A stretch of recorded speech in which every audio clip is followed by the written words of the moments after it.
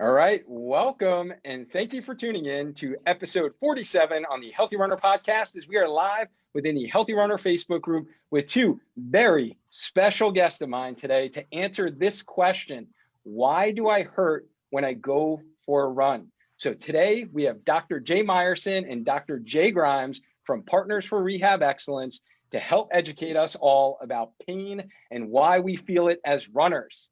So welcome to the show, fellas. Thanks for having us, Dwayne. Yeah, thanks for having us. Very excited to be here. Looking forward to a nice talk. So have you ever been on a run and your foot starts hurting? Or have you felt on cloud nine during your run, but you have this stubborn pain after your run that just doesn't go away? So it's time to really understand why we get pain and if you will make your pain worse by pushing through it during your run. So just some of the questions you may be wondering right now during a run, if you're listening to this during your run, is why do I feel pain while running? Or why does running hurt so much? Or does running ever stop hurting? So in this episode, Jay and Jay, or J squared, are going to educate us all about pain and what it is, as well as share some tips for how we can manage this pain response we may be feeling while running. So for those of you here on the Facebook live stream, please comment live. And those of you who couldn't make it, just comment #TeamReplay in the comment box and we'll know you caught it. So guys, let's get started with our dynamic warm-up. This is the first question we ask all of our guests. So we will start with Jay Myerson. Tell us, where are you from and what do you do? I'm Jay Myerson, physical therapist in Connecticut, also leader of clinical development. I have the pleasure of being an adjunct faculty at Sacred Heart and Quinnipiac University in the PT program. And I help active moms and dads stay healthy, pain-free, and live a great lifestyle without injury. Awesome.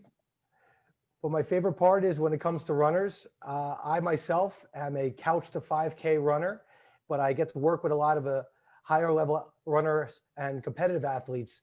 So it's great to be on this podcast and talk a lot about pain and how we can manage our own symptoms and know when and where and how to push through or not to push through. Hey man, we're happy to have you here for sure. I know this is going to be a good talk. I'm really looking forward to it. I know this is an area of expertise for you, so I am super pumped to have you on. So Dr. Jay Grimes. Yeah, Dwayne, thanks again. Very excited to be on. So I am Jay Grimes. I'm a faculty member in the DPT program at Sacred Heart University in Fairfield, Connecticut, and I'm also the residency program director there at Sacred Heart. I continue to treat on a per diem basis as I can, and alongside with Jay, I'm a co-partner in the Partners for Rehab Excellence, which is geared towards providing continuing education for clinicians and trying to really optimize just a healthy work-life balance and enhancing quality care, as best we can to folks across the country. So very excited to be here. As far as my running experience, I actually have Dwayne to thank as far as kind of getting my butt in gear and getting me moving a little bit. I actually remember it was during our PhD years, and as PhD life would have it, I wasn't really doing much, just kind of sitting on my butt quite a bit. And he kind of gave me that kick in the butt that I needed to get moving a little bit. So I'm not raking in any crazy mileage, but I've definitely been actively working to increase mileage over the past. I've been pretty consistent. I'd say pretty consistent for about 3 years now. Yeah, no, you've been very consistent. I've been proud of you, man. I've been very, very proud. So as Jay mentioned, Jay was like my PhD wife, going through 6 years of PhD hell as we went through it. And one of the things that we like to reduce stress is go out for some runs. So we did our PhD down in Florida, Nova Southeastern University. So it was always nice to get away from Connecticut, get the warm weather, go out for a nice little run. And now Jay is like my conference buddy. So we travel the country. We've been fortunate enough to visit some great cities. So, and all those times, honestly, are like memorable times, whether we ran in Chicago, San Antonio, New Orleans. So we've been to some cool places, and Jay Grimes is kind of my guy when I'm at conferences.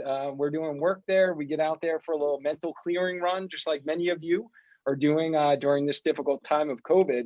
And Dr. Jay Myerson, him and I have known each other for a very, very long time. We've actually taught in a DPT program together for like 8 years. So we've been teaching classes together to entry-level DPT students, and he's a wealth of knowledge. I'm like super, super pumped to honestly have both of you on. The only thing I really need to know is like, why did it take so long? Like, this is literally episode 47. Yeah. Like, where were you guys at episode, 5 or episode 8? Like, why did it take so long? Watching from a distance, preparing. We were just checking things out. We were just bystanders, checking it out, making sure you were doing good stuff as you have all along. But happy to be here now. Better late than never, as they say, right? Yeah, you just didn't want to make sure I flopped, right? You're That's like, right. I want to Yeah, get up. yeah. We figured we let the fan base build up a little bit before we committed some time, I love it. I love it. So for those of you who are here on the live stream or watching the replay, I'm just curious to see how many of you have been on a run and you've experienced pain in an area of your body before. If you've ever experienced pain, I think most of us probably have, just type pain into the comment box. And as we're going on today, guys, if you have any questions at all, these guys are like the experts, right? Like, not only are they good friends of mine, like seriously, these are my closest PT colleagues that I do have, but they are so well respected within our physical therapy profession. And honestly, there are like no other people that I would recommend you ask a question to than these guys right here. So they know their stuff from a clinical standpoint, as well as research standpoint, as well as educational standpoint. So ask your questions. You guys have access to them right now. So drop your questions in the comment box during the live stream or even the replay, and we will answer your questions. So let's get into this here. Let's spark it off, as we like to say here. So Jay Myerson, what is pain and what does it mean? So like, why do I hurt when I go for a run? Well, let's back it off and kind of talk a little bit about what pain is. So I'm not going to sit here and quote the definition from the International Association of the Study of Pain, but here's what pain is. It's basically the brain's reaction to an input or a stimulus in the body. So what does that mean? In our body, throughout all our different tissues, we have all these receptors, and these receptors respond to different loads. Now, some loads could be mechanical. Some loads could be the chemical buildup in there, and other loads could be temperature, but that really doesn't correlate to running at all. And what happens is when this information from hitting the road, from the terrain we're on, from the sneakers we're wearing, from weaknesses, from everything else, that information goes into our body, up into the brain, and the brain makes a decision, hey, does this hurt or not? But here's the thing, and this is what's frustrating. You can't predict if something's going to hurt or not if there's no injury. So every tissue of your body, everything has its own threshold. So think about it as kind of someone that bugs you a lot. They're asking you to do something over and over again. And some people could deal with it for weeks, for hours, for months, but then eventually you snap, you reach the threshold. So what happens is whatever mechanical or chemical stimulus that we're talking about, whether it's possible all these inflammatory mediators from running, it could be just too much load on a tissue because the muscles are not strong enough. But once it reaches that threshold, a response is going to be sent up, and the patient might have, or the runner might have a little bit of pain. But your next question basically is, what does this mean? Pain is not always a problem. And that's kind of the misnomer that everyone thinks, that when something hurts, you can't push through it, or when something hurts, you should push through it. So if you fall and you twist your leg and there's bone sticking out, that's bad pain. I think that's the obvious thing right there. That's pain that's reminding you that there's a problem. If you have pain where you could barely put weight on the leg, that's a problem. But otherwise, in just your repetitive issues, in your minor strains and sprains, or your muscle pain, it's just kind of a warning sign that says there's something going on. So we don't know what that means yet. So your next question that you asked me is, why do I hurt when I go for a run? Well, that's simple. I have a million answers. And if you want to go on this podcast for another couple of days, we can keep going. It hurts because you run, because that tissue has reached its capacity for load. And now the receptors in your body are firing and your brain perceives that as harm or threatening. So that could be one easy answer. The other easy answer is there could be a million other things going on in your life. One could be your diet. your sleep habits, your nutrition. Are you osteopenia? Is it osteoporosis? Are you wearing the right footwear? Did you have an awful day that you're stressed out of your mind and everything's amplified? So unfortunately, all these other factors are like volume dials that could take something that hurts a little and make it a lot worse, or take something that hurts a lot and make it a little. So I know I didn't even answer your question. How do you like that? That was like a 5-minute tangent to not answer your question. But basically, to sum it up, pain is a warning sign that comes from your body when it's overloaded or possibly underloaded on tissues that could be sensitive. What does it mean? It means that you should regulate that something's going on, and then think about the whole context of what it is. Is this going to hurt me? Is this going to harm me?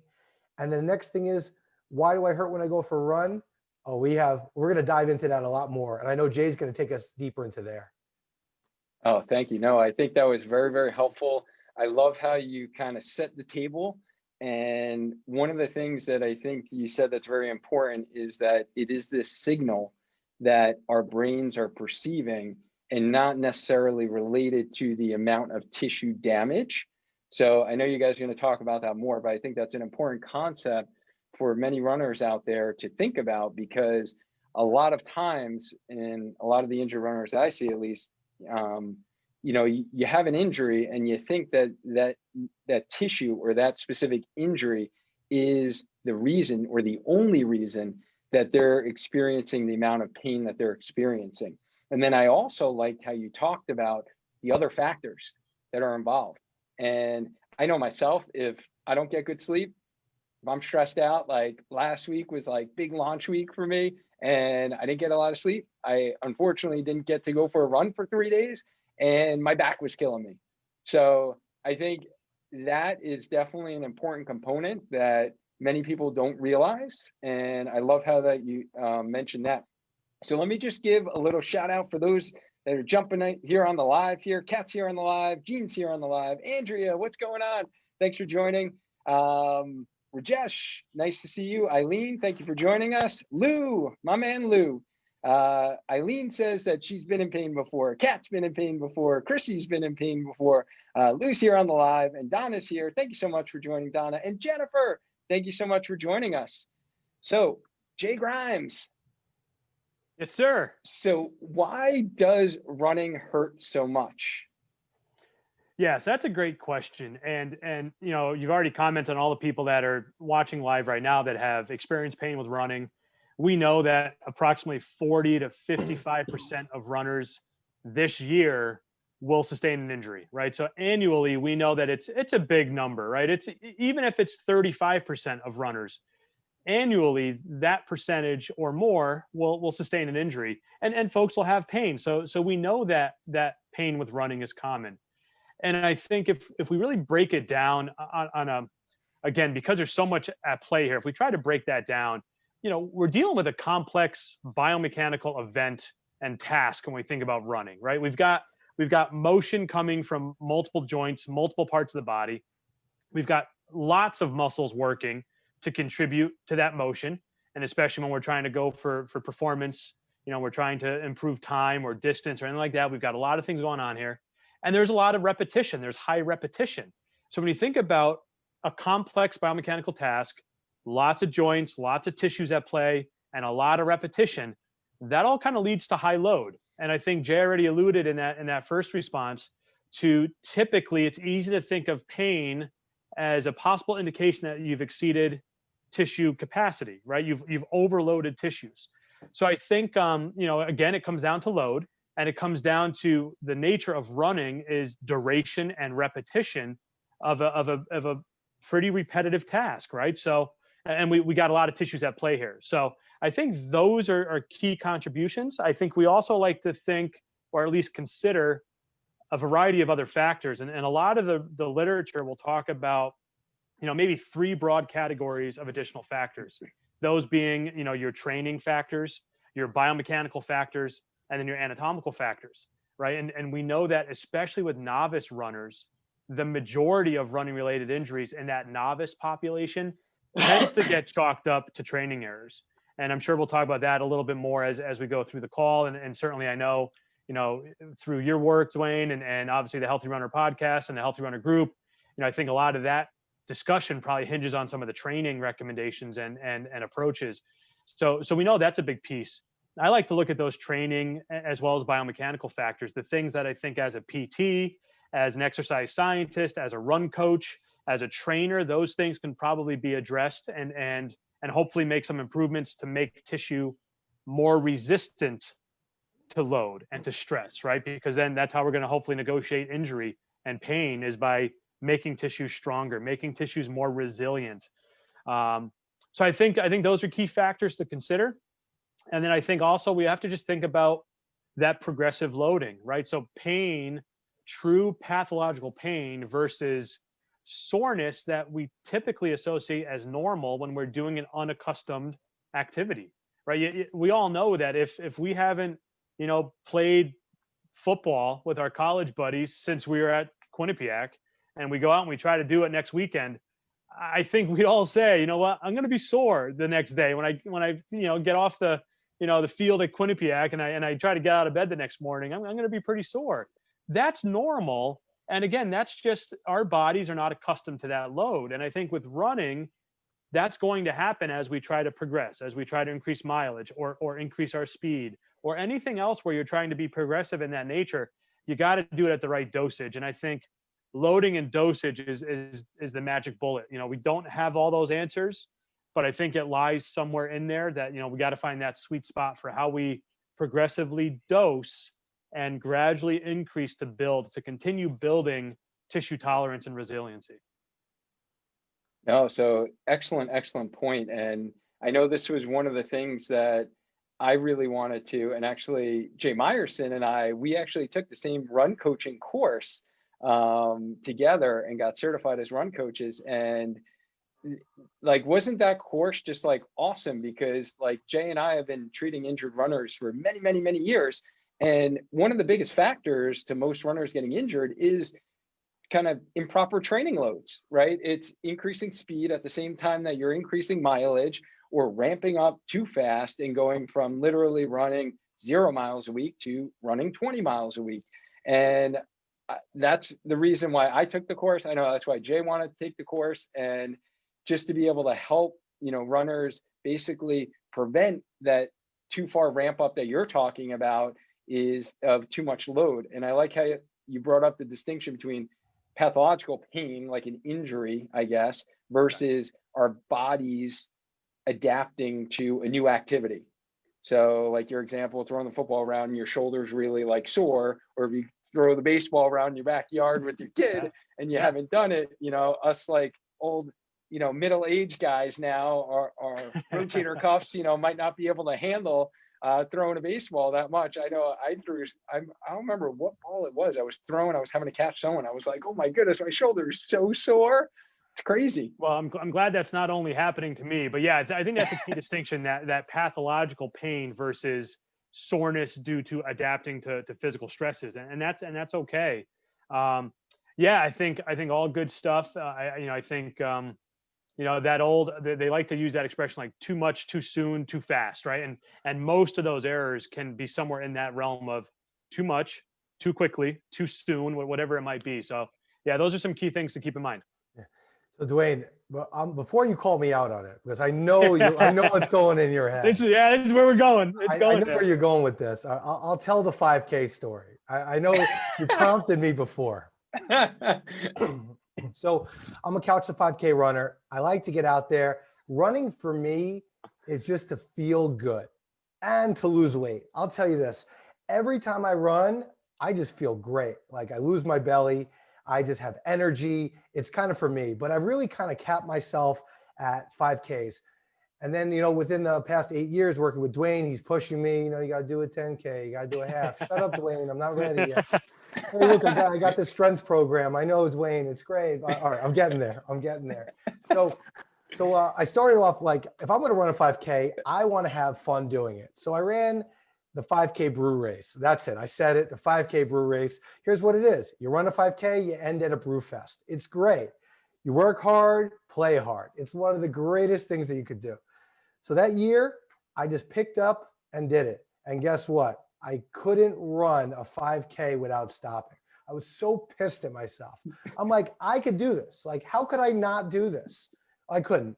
And it's like my body just shut down. So I learned a lot from that. Well, I learned that I don't really like beer that much, because if I did, I would have ran faster and got there. But I also realized that the mileage, my body wasn't ready for it. So I didn't stop the race because I was having foot pain, ankle pain, or knee pain. It's kind of like I ran out of gas. So then I thought about it. Well, what if I kept going? Running on a body that's not working efficiently. I'm compensating, I'm sweating, I'm a mess. It's a disaster right here. So then next year, my girlfriend at the time, who's now my wife, she's like, let's do it together. We'll train for it. And she's like a half marathon runner. She doesn't have to train for it. So here's where the story gets good. I trained for a 5K for like a month, really putting in the work, doing my strengthening, working on my dynamic warm-ups, my plyos. I'm ready to go. I'm lean, mean, ready to run. So she's like, let's run together. So having my wife run with me is great, but I'm so much slower than her. So like I'm running it like she's pacing herself to me, which is like a snail. So make a long story short, at the end, 0.1 mile away, I see that finish line. I turn on the afterburners, give it all I can. I cross that finish line. Boom. Not only do I cross that finish line, I complete my run without stopping. I'm so happy. I make the paper. I make the paper because it says, I run because I like beer. Not only do I make the paper, she's wearing the same shirt as me, but she bought it, but she liked it.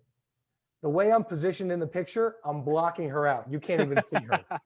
So not only did I beat her in time, I blocked her out and I made the paper. So let's put it this way. It's a very sore subject. So I hope she's not listening right now, but I know she's going to watch on the replay. So Dwayne, I'm staying at your house or in your garage for a couple of weeks. You're in trouble, man. I'm sorry to tell you, but Justine Myerson just jumped on the live. There you go. You're caught. Busted. Busted. You're sleeping above the garage tonight, buddy. Okay. Thanks for jumping on, Justine. Hopefully Jay's being truthful here. I love how the shirt was her idea. That's even better. Like it was her idea. But she should have been in the paper. I think the best part about that story was, you got to plan, you got to train, you got to prepare. It's like everything else. You guys talked about having a sore shoulder. So I'm not telling you just to not go out there and run. But if you have a goal, you got to set up a plan. So that's kind of my big take home for that. And I didn't get injured and I felt great. Nice. So I just want to give a shout out here. Sophie, thanks for jumping on the live. Kat says, yay to Couch to 5K runners. Kat loves coaching 5K runners. Melanie, thank you so much for jumping on. Kaylee, what's going on? Tim, how are you, Tim? Tim, this will actually be a very good talk for you. I think you'll enjoy this. So Jay Grimes, does running ever stop hurting? Yes, it does. It does. Right. Yes, it can. Right. So, and again, this is where you've got to consider all of those factors at play and anticipate that there'll likely be an injury or two along the way. Right. I mean, it's just it comes with the territory. But does running pain ever stop? Yes. You can run without pain, and you could run without hurting. And I talked before about the prevalence of running related injuries, and that does happen, and that's maybe disappointing news. But here's the good news: very few of those injuries, very few of those folks typically seek medical care or medical advice, but more so medical care for those injuries, right? So that's it's a big broad number for that, but very few of those folks typically routinely seek medical care, and about 70% of those injuries resolve within 10 days. So it's injuries might happen. But the good news is that when they do happen, with some good advice, you typically don't need extensive, aggressive treatment. You just need to be doing the right things. Recovery is part of that. I'm going to talk a little bit about recovery in this answer. And keep in mind that typically within a short period of time, you should be back and back at the previous level as you work towards getting back there. So yes, I think the key here is that the body is very well designed.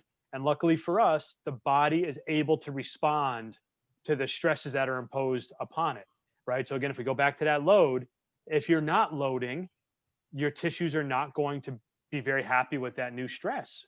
But if you work to gradually increase that load and get those tissues acclimated to that, then the body responds and the body will adjust to that. So that's fantastic. Think of a couple everyday examples. Take a sunburn, for example. I'm kind of a little bit on the fair skin side. I'm used to getting sunburned, right? You go out in the sun a little bit too much that first beautiful day in the spring. You're probably going to get a little sunburn, right? You're going to get a little sunburn. It's going to hurt for a couple of days. But then what happens after that pain resolves? You know, your skin gets a little bit tougher. It gets a little bit more resilient to those bright rays. And you go out the next time, you could probably tolerate that sun for a little bit longer. You know, you build up a tan. Talking about the anatomical factors, I don't tan as well. My tan will never be as nice as Dwayne's tan, but you know, that's life. That's one of those anatomical factors that I don't have a lot of control over. I got to blame my mom and dad for that one. But you know, again, the body responds. The body's going to respond to that. Another example, you go out raking, right? You haven't raked in 9 months. You go out to do some raking. You pick up a rake, you rake the yard for a couple hours. You go inside, you got blisters on your hands, right? It's going to happen. Your hands were not used to that stress. Now you got some blisters. Well, what happens? You know, it's a windy couple of days and your backyard's a mess again. So you go out 4 days later, you're raking again. And this time you come inside, instead of blisters, you have calluses there. Well, how did that happen? Well, again, your body was now a little bit more prepared. It was a little more prepared for that stress. So instead of blistering, it now just produced calluses. Right. So the body will respond, and the body will respond in the same fashion to stresses imparted through running. Right. So on your foot, on your knee, on your hip, you know, most of these injuries are at the knee. And we think about all those biomechanical factors that are converging at the knee due to the ankle foot and due to the hip and anything else that's contributing from above or below. But the majority of these injuries are typically at the knee, with patellofemoral pain being probably the big dog there. And Dwayne, certainly you could throw in some other examples there, but I think those are good things to think about. It's about the load. The body will respond to the load. I feel like we're still searching for the perfect solution on loading. I know that 10% rule has been talked about, and I think that's maybe a guide, but I feel like we've got to be a little bit flexible on that, Dwayne. I'm curious to hear your thoughts on that. I think, you know, 10% for someone who's running 3 miles a week is a very different ball game than 10% for someone who's doing 30 miles a week. So I know that model has been put out there as a guide. I think it's within reason, within some flexibility, that's maybe a good guide. Last thing I'll talk about, and Dwayne, if you want to talk anything more about that, recovery. I think, Jay, you alluded to this, some of those other factors, right? If you're going to continue to progress with a running program, recovery is key, right? Don't neglect the recovery. The recovery is just as important as what you're doing for training. It should be an integral part of the training, typically is a highlight of a training program. Things like your diet, you know, nutrition, your sleep, all those things that Jay mentioned before, those are all very important elements in the process of recovery. Stress management, all of those things, and obviously a well-designed training program that allows or provides for adequate rest. You know, for example, maybe an off day after a long run, like you gotta know that your body needs that rest and recovery. Recovery is huge if you're going to be in this for the long-term haul.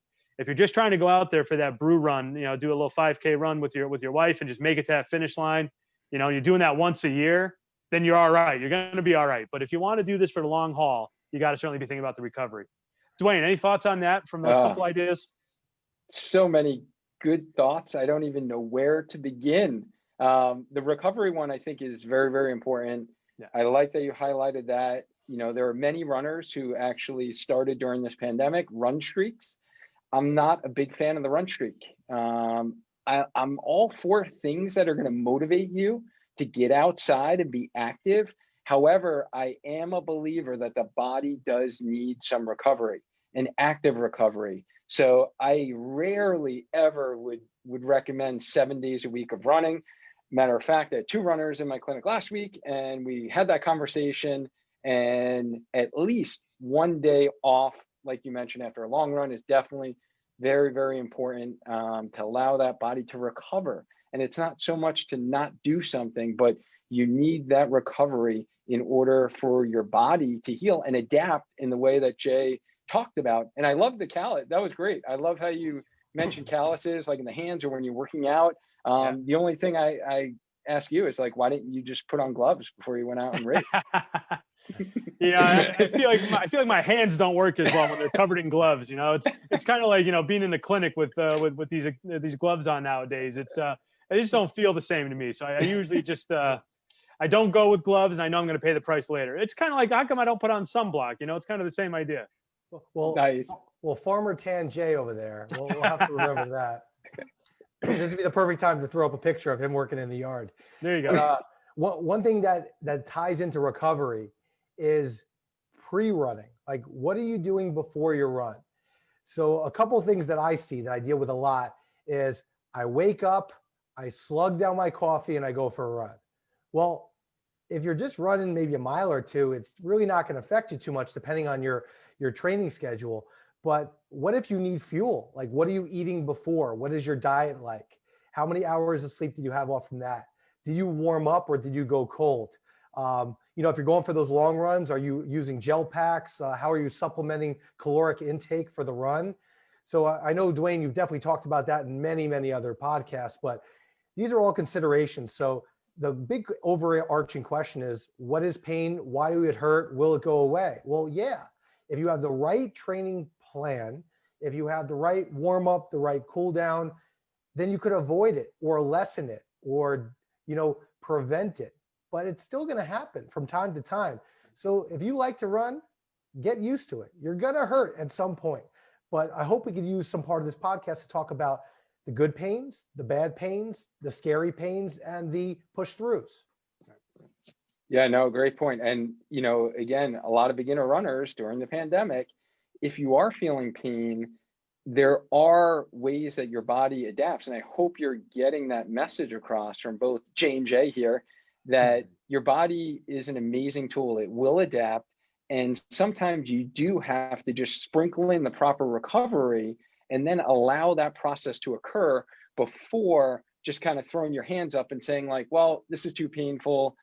I guess I'm not meant to be a runner. Because if you've listened to any of the other 46 episodes before, you know that I believe that anyone can actually run, just like anyone can cook, right? Anyone can run. So you just need to kind of implement the strategies that these guys are talking about and do it kind of the smart way, allow some recovery, and then definitely do a lot of the strategies that we talk about on the podcast.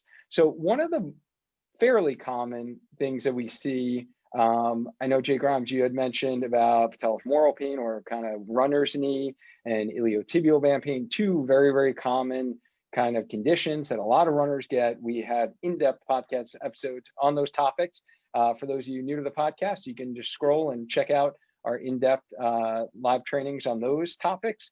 But some runners, as we start to age, may get some degenerative type changes, meaning like maybe you might have went to a doctor and, you know, they said that maybe you have the knee of like a 70-year-old and you're like 40 something or 50 something, or they might have said like you maybe have some arthritis, or, you know, in your future, you might need a total knee replacement.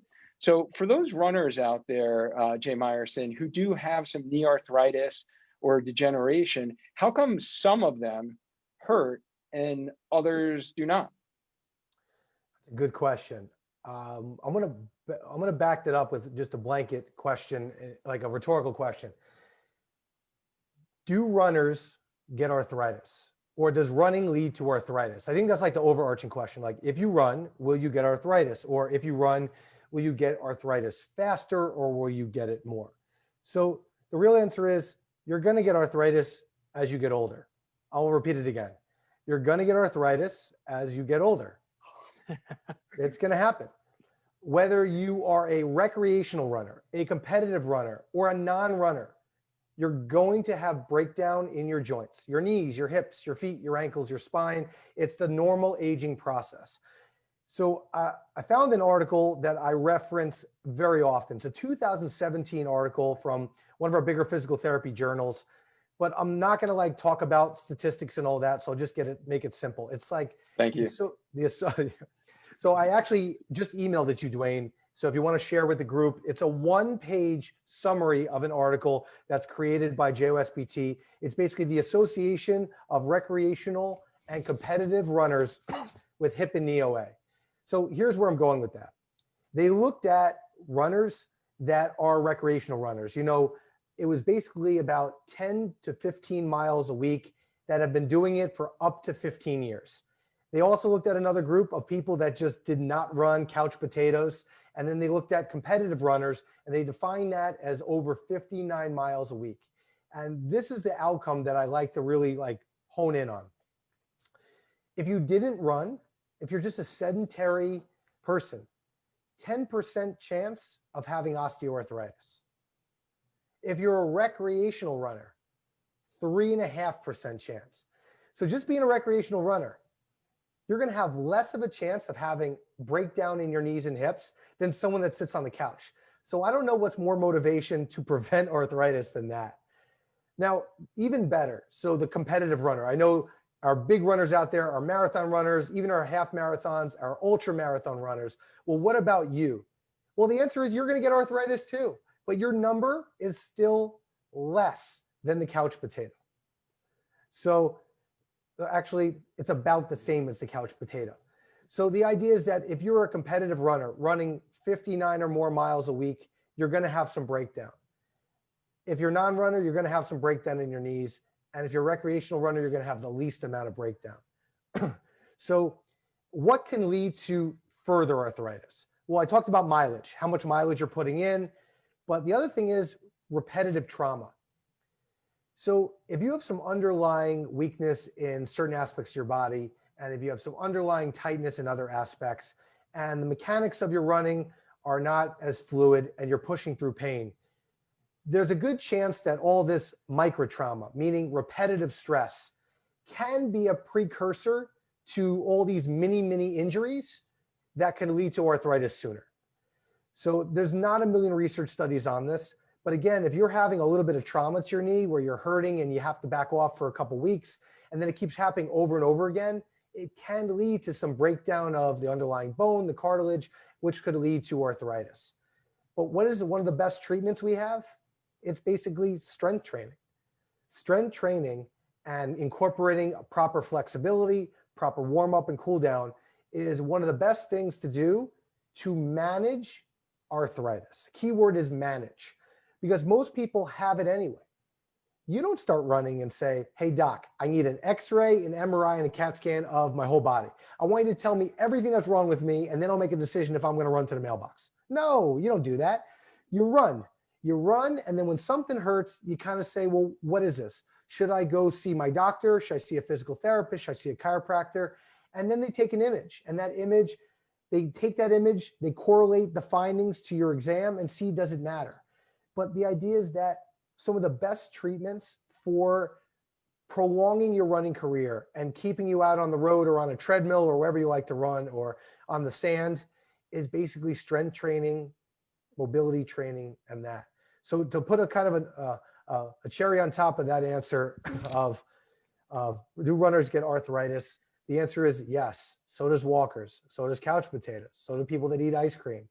Everyone that gets older is going to be increased risk for getting it, but it's how you manage it, it matters. And the last point is when looking at these MRI and CAT scans of like marathon runners and their muscle bulk compared to sedentary individuals, they have so much more, even in their 70s and 80s. So imagine having all this support, this amazing external support on your joints. So again, by building that up is going to make you feel better, run longer, and prevent injuries. So are you saying that if you are a runner and you eat ice cream, that doesn't like multiply your risk, does it? Possibly. If it's chocolate, yes. No or no. No, and I know we actually had a good colleague of yours on the podcast, Dr. 𝐩𝐚𝐢𝐧, talked about this topic of arthritis. So if you do have knee arthritis and you want to learn more about that, check out the episode with Dr. 𝐩𝐚𝐢�, because he really delved into the research and he actually talked about that study that Jay brought up as well. So it's a very good study. I think the main take-home point, guys, is if you're sedentary couch potato, you have more of a risk of getting arthritis than running. So again, the myth that running causes arthritis is debunked, is not true, right? Mythbusters. We're myth busting here on the podcast. Mythbusters. And just give a little shout out. Coach Latoya is here. Thank you for joining. Lynn's here. Mark says that when you think that you're done, you're only 40% into what your body's capable of doing. And that's just the limits that we put on ourselves. So good point there, Mark. I think that was kind of going to Grimes' point in terms of like loading and kind of our body's ability to adapt. So good point there, Mark, that we can't actually usually push our bodies, really to the end limits. And Jolie, thank you so much for joining us tonight. All right, guys. So next question I have for you is, what can I do? So let's say we have a runner who is in pain right now. Let's say they're having some pain. So what can I do to not focus on the pain while I'm running? Yeah, I would say first thing is focus on anything other than pain, right? So I think, and this goes back, I don't know, maybe to the first question. I think Jay talked to us a little bit about some of those other contextual factors that are all part of the information that the brain is processing when it's making a decision about this pain, right? This input that's coming in is now combined with all this other emotional and contextual kind of stuff to make a decision of whether this input, this message coming in is important enough to produce pain, to result in pain. So I think one thing I would say is focus on anything but pain or worry or fear or stress, right? So get on some good music, get on a good podcast, listen to something, keep your mind busy on some positive stuff. Obviously, it makes sense when you're returning to running from an injury. Of course, the majority of folks are going to be thinking about that injury. They're going to be thinking about that pain. They're going to be thinking about how far should they go? What can they do? They're going to be worried about maybe overdoing it. And that's all very natural. That's all human nature. But I would try to recommend trying not to let your mind kind of consume those things, because the more your mind is focused on that, all that stuff is going to get ramped up. And then that's almost going to even dominate the messaging that's going on there to kind of let you know about that pain signal. Remember that pain is normal, right? So I think having an understanding of pain is very beneficial and very therapeutic. On the flip side, completely ignoring pain is potentially damaging and detrimental, right? So you don't want to ignore it. And having a good understanding is actually therapeutic in itself. So know that pain is normal, and know that running related injuries are fairly common and typically not all that significant or severe, and you're going to get through it. I think remain calm, have a plan, right? Have a plan and have hopefully some insight or some advice in building that plan. One of the other recommendations I think is helpful is almost anticipate or expect that you may have a flare up, just in the event that it does happen. It's a little less frustrating or a little less overwhelming or upsetting, I guess. And hopefully that kind of helps kind of bring the system down a little bit. So I don't want to say, that old saying of kind of expect the worst and hope for the best. I don't want to say that, but I think if in the back of your mind, you're saying, hey, listen, I'm going to go out there and do this because this run is actually going to be therapeutic. It's the medicine that I need. This is what I need to be doing. But, I might be a little bit sore afterwards. That might happen. And I know what to do if that does happen, right? Have that plan and just be prepared in case it does happen. It's a backup plan so that things are a little less overwhelming. But yeah, think of going for that run as your medicine, as your therapy. Do the right things beforehand and think about that recovery afterwards. My final thought on this is take some time to reflect or at least consider the thoughts or the beliefs that you currently have in your own mind, right? Because we all come with these preconceived thoughts or beliefs. And I think just take a time out and consider those and think about, are they helpful? Are they helping you, or are they actually maybe hurting you? So are these beliefs and these theories that you've kind of been working with or you've been taught, maybe things that you've heard from, running partners or teammates or friends of yours, or maybe even from running coaches, rehab professionals, trainers. You hear a lot of things from a lot of different sources, right? All you got to do now is hop on Google and put in a few comments. And I think the running population is a big number. So you're going to get all sorts of things. Think about those messages and really think, are they helpful or are they more harmful for me right now? And try to focus on the things that are helpful. Try to downplay, all the negative Nancy's out there and all the negative news and pessimistic kind of thoughts. Remain positive, and kind of think about those positive beliefs. those positive stories of overcoming these injuries. But I think the last thing you want to do is spend too much time focusing on pain or worry or fear. Instead, focus on the positives. Do the smart, progressive loading kind of ideas, and let the body heal itself and take it from there. Hey, Dwayne, can I piggyback on that a little bit? Absolutely. So one of the things Jay said is kind of like thoughts and beliefs. So this is what I see a lot with runners. And, this is for the whole group, healthy runner. What if you had a knee issue and you went to your doctor and you saw the x-ray of your knee? You're sitting next to your doctor and you're seeing the arthritis in your knee. Like, what's going through your head? Should I be pounding on this? Is this safe? What will happen? All these thoughts. So I would hate to sit here and say, well, go run, you're going to be fine. So the idea is that if you're nervous about running, if you've been told by someone that running is bad for your knees, then schedule a consult with a local physical therapist or chiropractor or someone that specializes in it. Have them do an assessment of your running and kind of give you the answers of, is this safe or not? Because just because an image shows wear and tear and someone told you you shouldn't, there's so much research out there, and anecdotally, you should be running. So reach out to the group. This is kind of like your support group right here. Ask questions. And if you're not getting the answers, you're still unsure, book an appointment. And we're not even saying just with us, but your local physical therapist. Absolutely. And I like how the main take home that I got from what you both talked about really is focus and channeling your focus on more of those positive things and not this kind of negative alarm system bell going off that you have pain. And I like that you talked about, Jay, kind of maybe focusing on your breathing. So actually next week's episode, we're going to have our yogi running expert, Rachel, back on the show for a second time. And she's going to actually share with us some actionable strategies you can do for breathing to kind of help relax yourself while you're running. Nice. If you are feeling some of that pain response that you're talking about, so we can kind of calm our bodies down and calm it down. The other thing that I know has helped many runners before, and I actually didn't really find out about this until probably 8 years into my running, is like running mantras. So for those of you who are here on the live, have you guys ever used running mantras before? Just put in mantra into the comment box. And Sean, I don't want you to put it into the comment box because you're telling me you're driving right now. So please don't put it in the comment box, but thank you for joining. And Brian, thank you so much for joining here on the live. But running mantras is something where you're just repeating kind of a positive thought over and over again in your head.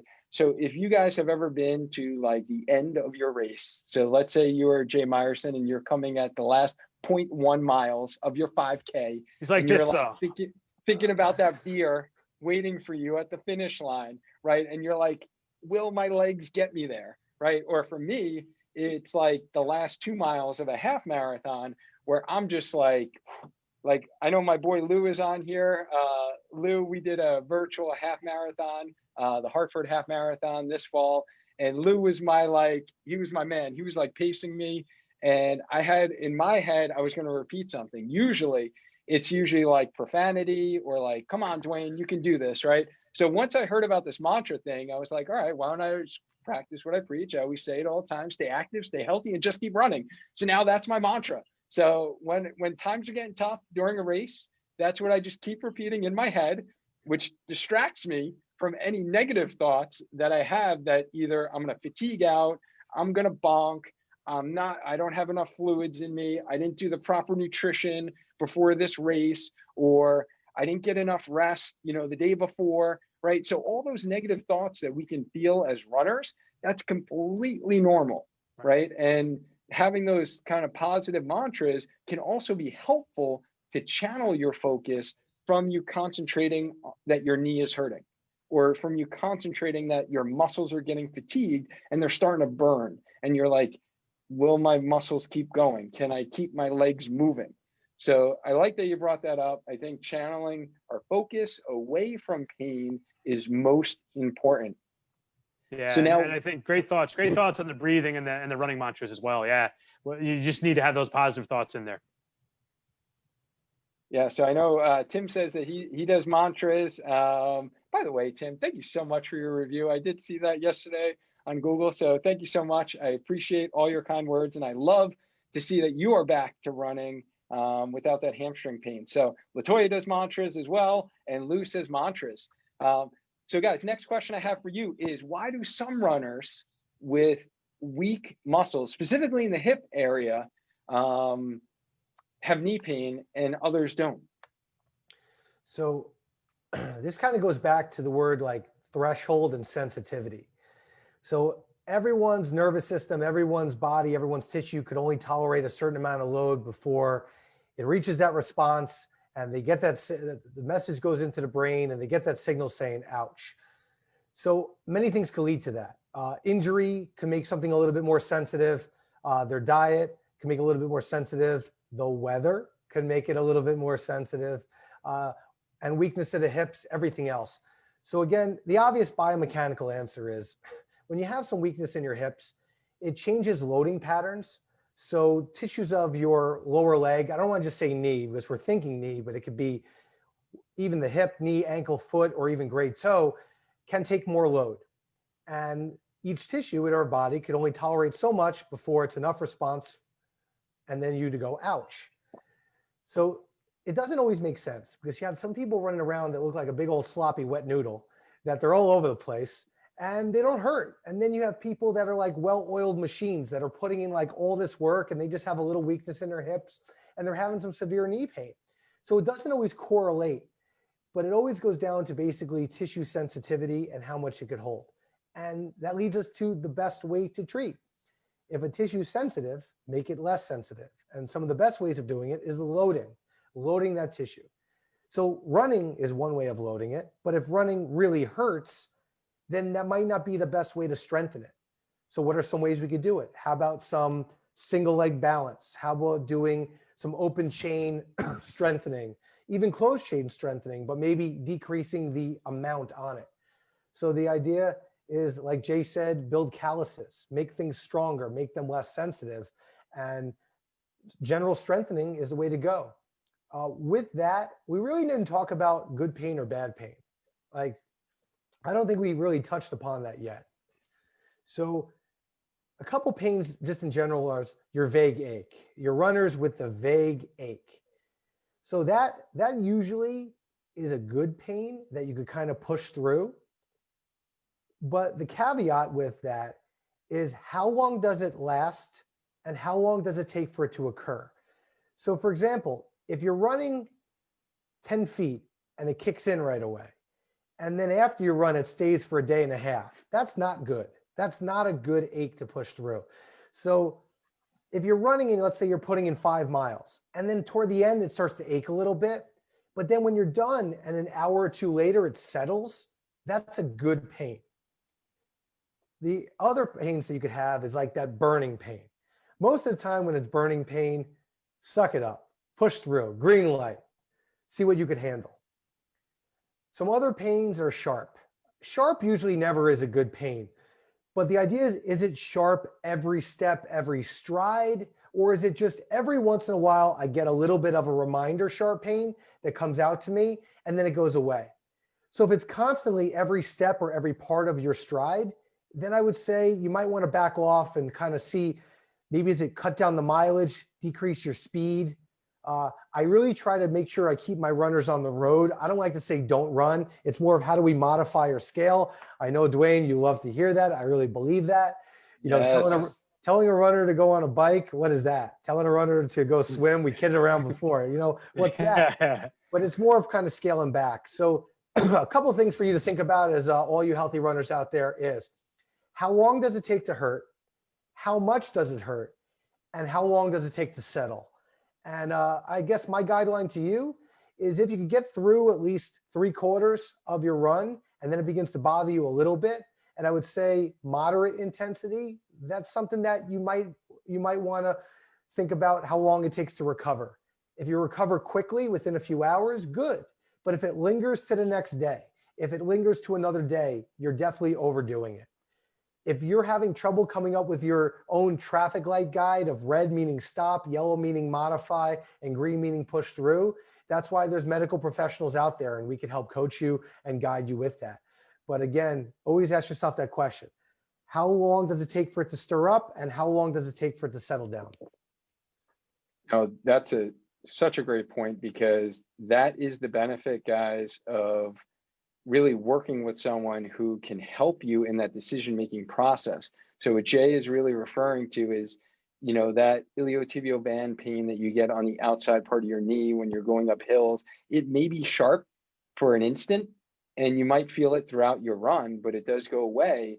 But you might not know how much to push through. And if you don't know, then that's where a rehab medical professional can come in. These are the questions that Jay just mentioned that we ask you, and your answers dependent upon what you answered dictates what the treatment is.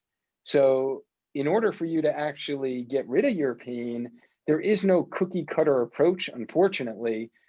Jay did provide a very nice guideline for you in terms of really looking on when your pain comes on in the run, how long does it last, and then how long does it take to recover, or how quickly does it go away?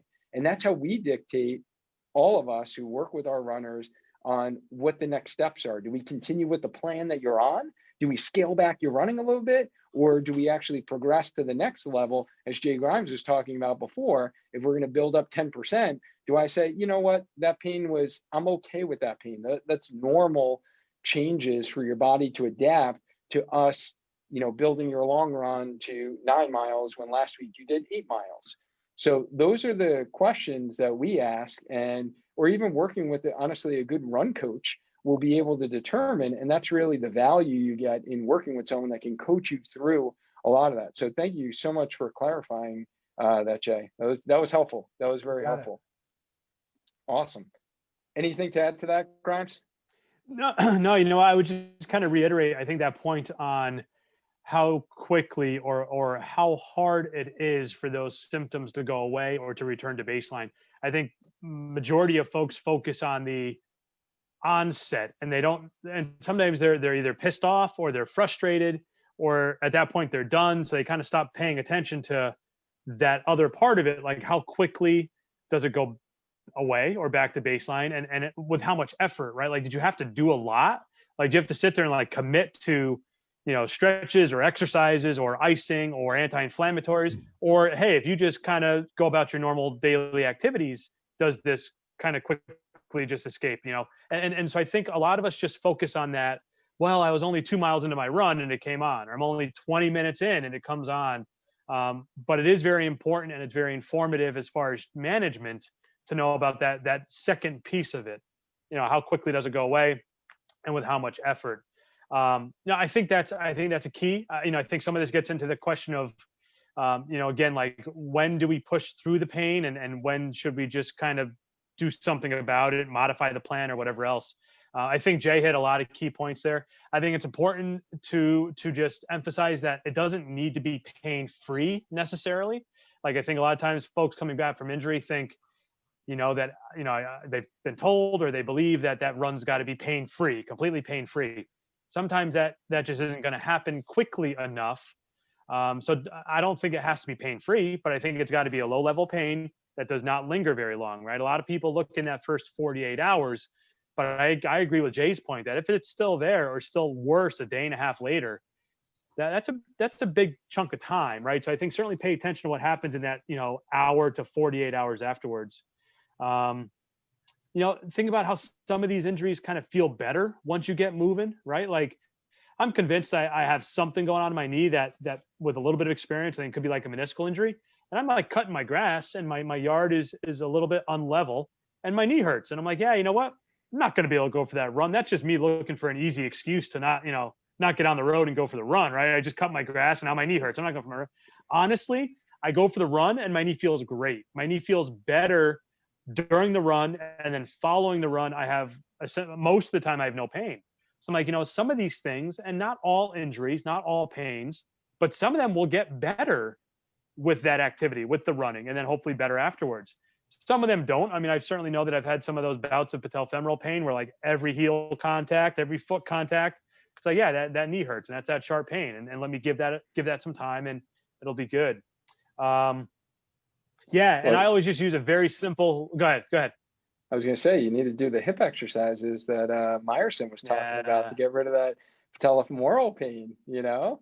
Yeah. I talking about practice what you preach. I do have some areas yet that I can do a better job fulfilling my end of the deal for sure. I use a simple litmus test, walking. Like, hey, if you cannot walk without a limp, without a manageable discomfort, if it's intolerable, then you're probably not ready to run, right? If you're limping around when you're walking, running is only more complex. So if you can't walk without a limp and without pain that's tolerable for you, you're not ready to run. But if you can walk and there's no pain or there's very little pain and you're not limping, then you're probably right. Simple test, simple little litmus test. But if you're hobbling around when you're walking, you're probably not going to be ready to go out there and get your miles in. Hey, Dwayne. No, that's it. Yeah. I got a functional exercise for Jay. Just so I can watch your mechanics. Why don't you mow my lawn a couple times and then we'll Hey, where you break down. No thanks. I'm busy that day. I love it. So Myerson, you said two important points that I love. One was that you don't need to stop running in order to actually heal from injuries. And then two is you mentioned closed chain. So for those who aren't aware what that means, what Jay is talking about is actually strengthening your muscles with your foot on the ground, like you are when you're running. So that's what kind of closed chain means. Your foot is actually contacting the ground. And that is so important. That's part of my Spark Blueprint, if you will, the 5 tips for healthy running. You have to strengthen on one leg, right? So you're standing on one leg. That is why there are many exercises in the brand new Healthy Runner Strength Program that are on one leg. So that will help activate, strengthen these hip muscles that we're talking about that Grimes needs to be doing, is strengthening on one leg, strengthening his side hip muscles, his gluteus medius muscle. That is what I designed the program for. And just to give a quick little plug here, guys, if you're listening to this and you're listening to this in Facebook or on YouTube, on the Spark Your Training YouTube channel, then you have 4 days to get into this program. It's going to close on Thursday for the early bird discount. And then we're closing it down. We will open it up in 2021, but it's going to be $100 more. So get in on this early bird discount. Many people have already jumped on board. I've been delighted to see how many people have jumped into this program. If you guys are watching this on Facebook right now and you haven't heard about the program and you want to know more, just type in STRONG into the comment box below. I will send you all the information and get you the details to get you signed up before we close it on Thursday. All right, so guys, we're getting down to the final stretch here. So the final stretch is where we kind of close down the show. And I want to know from you, if you can change one thing about the misconception of pain, what would that be? Who's going first? Go ahead, Myerson. You want it first? Go for it.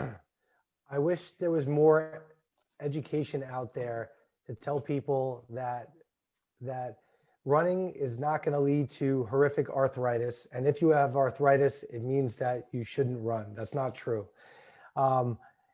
Groups like yours, the Healthy Runner, is kind of like that breath of fresh air that could ask any question that you could ever possibly think for a runner. And it also kind of works as more of a support group as well, too, that people could kind of share their stories and hear what's worked for others. So I wish more people would have access to this type of information. Grimes? Yeah, I'll follow up on that, kind of more in agreement. And I just think educating